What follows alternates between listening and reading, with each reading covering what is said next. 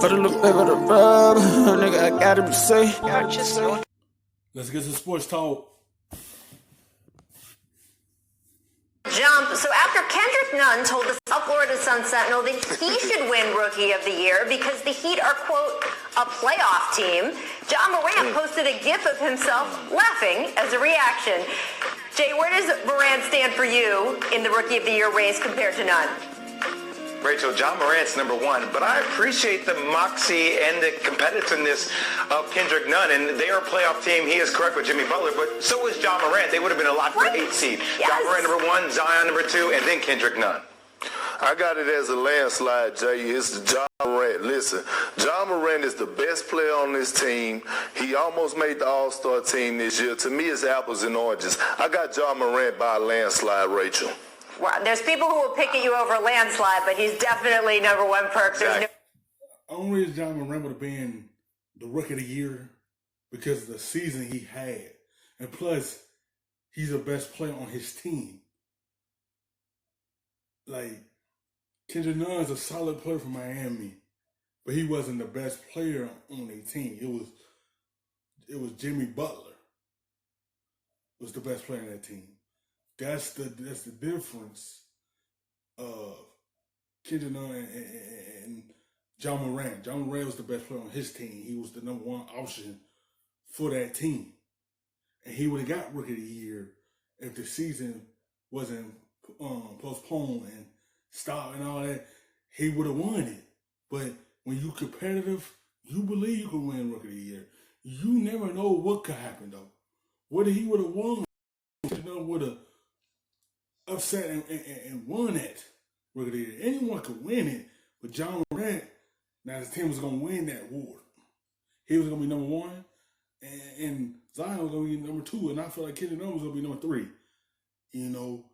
because John Morant was that number one option for the Grizzlies.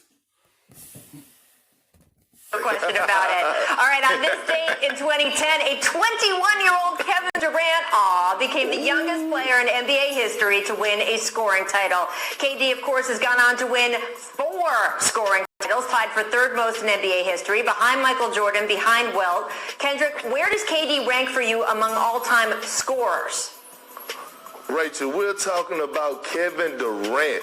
He's the greatest scorer in NBA history. When we talk about KD, these young guys be talking about people getting in their bag. Offensively, KD gets in his bag, his suitcase, his toiletry bag, his backpack, everything. His offensive game is beautiful to watch. And you know what, Big Perk? I hear all the haters now. Of course you're going to say that. You're best friends with him. You played in OKC. Jay Will, of course you're going to say that. You do the boardroom with him. You're like his employee. I don't care what anybody says, right. Rachel. He's the most prolific scorer the game has ever seen. He has the body of Giannis with the skill set of Kyrie to a degree. We've never seen something like that. Yeah, well, yes. Look, there's people who are going to stand. Because he is one of the best scorers of all time, because you can't stop him. He could shoot right over you. He could score 10 times in a row without missing. And that's how skilled he is. He played like a point guard with the height of a center. Can handle basketball very well. And his shooting abilities is off the roof. It's just like you can't stop him. You can't defend him.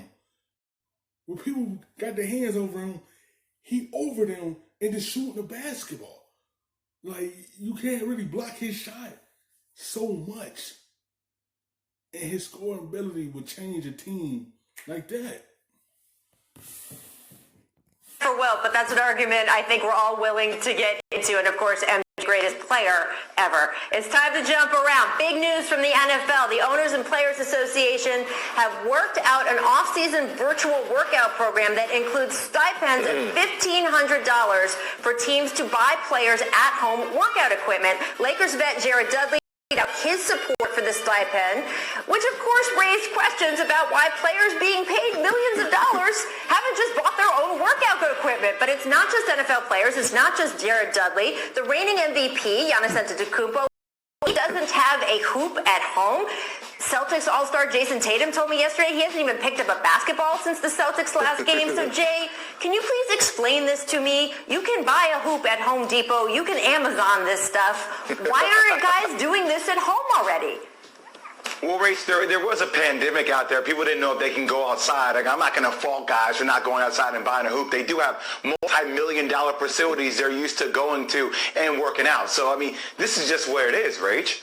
I get it. But I've spoken to a lot of players, and one of the first questions I ask is sort of, how is your game holding up? And a number of them, like a big chunk of them, are telling me, I don't have a hoop to shoot on.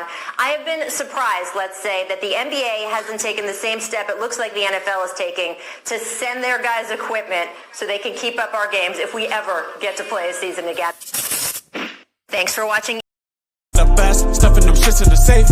Got me a spot out the way. Nigga just trying to be safe.